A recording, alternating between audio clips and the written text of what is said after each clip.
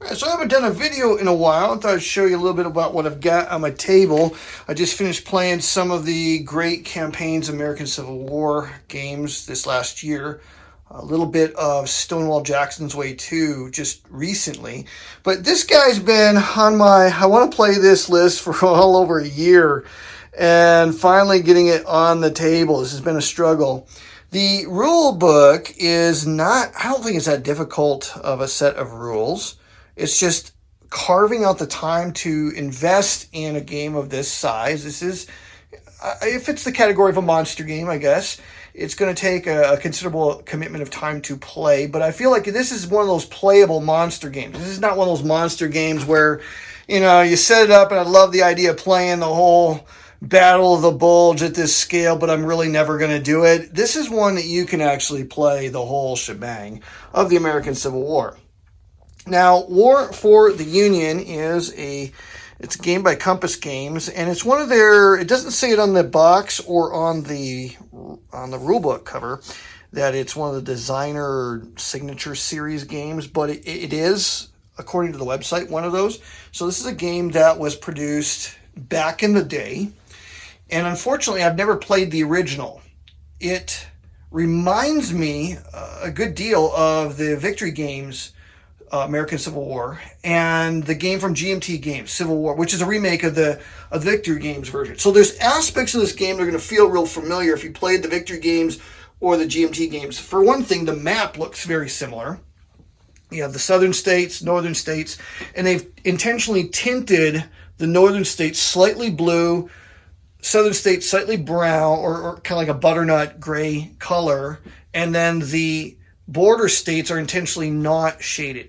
Now, I'll give you a little bit of critique on the map. This is a very playable map. It's artistically pleasing to the eyes, but I don't feel like the shading of the states gives you anything. For one thing, all of the rough terrain and mountains of the Alleghenies and Appalachians, of the mountain ranges here, it pretty much obscures that anyway. So you can't hardly even see the unshaded part of West Virginia. So I don't think that really adds anything to the game, and I feel like you could determine the borders of the states easy enough with the little hash marks that run along the hexagons. I find that that's pretty easy to determine. So I don't think the shading really adds anything to the game. There is overstack boxes that go around the perimeter, plus some holding boxes for the number of forts and ironclads and coastal batteries and river batteries that the Confederacy can build. Same thing with the Union, with the exception that their naval order battle is pretty well fixed according to a calendar of reinforcements. But it's nice to have these overstack boxes because the stacks could get really huge in the game. Unfortunately, unlike the Victory Games or the GMT version, the strength markers only go up in denominations of 1, 2, 3, and 4, and then after that they stop. And so I'm finding that I'm running pretty short on markers from time to time, and I have to be really careful to, make change with them here and there to make sure that I have enough pieces. Now, the leaders in this game are according to they're going to come into play according to a fixed schedule. They don't mature or get better or worse, or they don't develop. Let's put it that way. They don't develop in the game like they do in Victory Games, or if memory serves, in the GMT version. In this game, the leaders are just whatever the counters say they are. And then some leaders, like Grant, for example, here, just pull him out. This is a corps commander, and most of your leaders are going to be corps commanders. If I can get my camera to focus, there we go. So Grant is a corps commander. He's got a rating of 8, which means he can command 8 strength points worth of units. He's got a battle rating of 2 with a star next to it, which means he's an aggressive leader that gives him multiple attacks and allows his armies or his corps to recover from fatigue at a rapid rate, which is very useful in the game. He's also got a movement rating of 7, which means he can move around himself pretty quickly. If we flip this guy over, he can be promoted to an army commander, which causes his command rating to go down to 4. The other ratings stay the same. And there's a little number 3 up in the right-hand center side of the counter. And what that signifies is he can command 3 other corps commanders in addition to himself and the 4 strength points under his own command. So if you attach him to a headquarters unit, he could be a very, very potent army commander. And you can decide whenever you want to promote him. There's certain phases of the game when you can cause a promotion to occur. And as long as he's stacked with the headquarters unit, that can happen. So in this game, you don't see the leadership development like you see in the other games, and I miss that. But what this game has that the others don't have, at least to my recollection, I haven't played either of the GMT or the Victory Games version for some time, but you have categories of units. Like units can be volunteer, and every year your volunteers become veterans, which makes them more capable in combat situations. Their morale is enhanced. And with the cavalry, they gain some further independence. They can operate without necessarily being under the command of a leader counter, for example. And so you can have all kinds of different categories. You can have militia, you can have volunteers. Militia become volunteers. Volunteers become veterans. You also have a selection of regulars. If you're the North, there's a few regulars which function at the same morale level as volunteers, and they can mature into veterans, which gives them a little bit of an edge in combat. That part of the game reminds me of Frank Chadwick's House Divided, which is a key part of that particular game, and I like that in here. Having said that, it does make the game a little fiddly when you roll around every April and you have to promote every single counter on the board. That, to me, it's a little bit fiddly. But you only have to do, if you're playing the whole war, you're only going to have to do it, 4 times? So it is fiddly, but you're only going to do it 4 times in the entire grand campaign of the entire American Civil War. I feel like I can live with that fiddliness on those occasions. So that's something else that you'll encounter in the game. Another thing I like about the game is the way the naval game works. You have naval units that face hex sides. As you can see here, these are riverine units, and they're rams. So the R here means it's a ram. The R here means it's only used on riverine locations. It can go into coastal hexes at some risk to its seaworthiness. And so over here you have a transport that is also riverine, and so he can load up this strength point here. Even though that counter is not physically in Vicksburg, it's straddling, it's adjoining the, sitting along the hex side here. So because they share the same river hex side, he can load up that veteran for 3 movement points of his 26, and then he can just saunter up the Mississippi, and for 3 movement points, drop him off maybe at Memphis or maybe at Fort Pillow. So that's something kind of cool to the game. There's ironclads, there's regular naval vessels.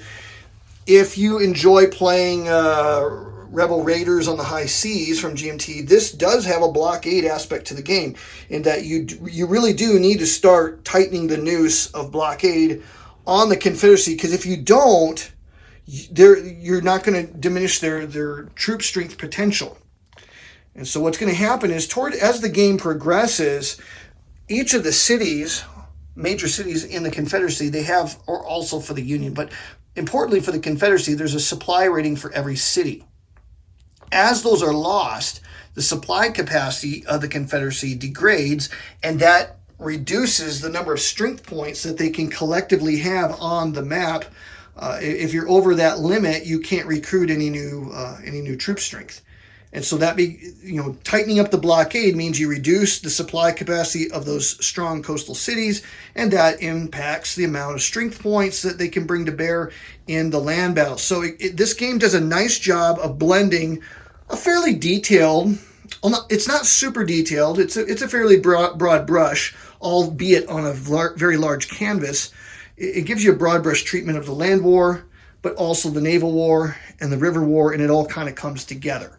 So this is just a quick look at the game that I've been playing. I've been enjoying this one. It is available from Compass Games, and they had it on sale during the holidays. I think it was only like $45 or something like that, which was a steal for a game of this size. But it's a cool game. When you go into battle, You can also force march your troop strengths points. And when you do that, you probably are going to pick up some fatigue along the way as you engage in battle. Battle results, retreating from battle can cause you to pick up fatigue, and that degrades your ability to stand in combat. And so that's something else that you have to manage in the game. And it's not done in a real fiddly way. That part of the game, I like how that works.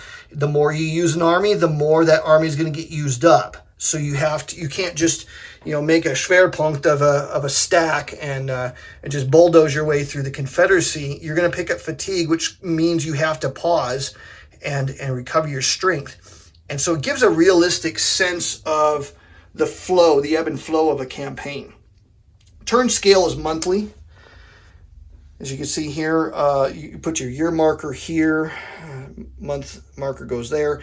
I put the markers that show you how many rail moves you can make for each side, sea moves, how many naval depots are available. All of this is kept on this chart, but I find that by stacking the counters there, that just is a convenient mnemonic for me. There's also an amount of replacement points that come into play, and you spend those as a Confederacy. You're only going to get them quarterly. Every January, April, July, and October, you're going to get these replacement points, and you're going to use those to build forts. You can use them to build ironclads, your batteries, upgrade your forts and batteries. But because you get them only intermittently, you have to spend them carefully, and you can only spend so many per theater, West Theater, East Theater.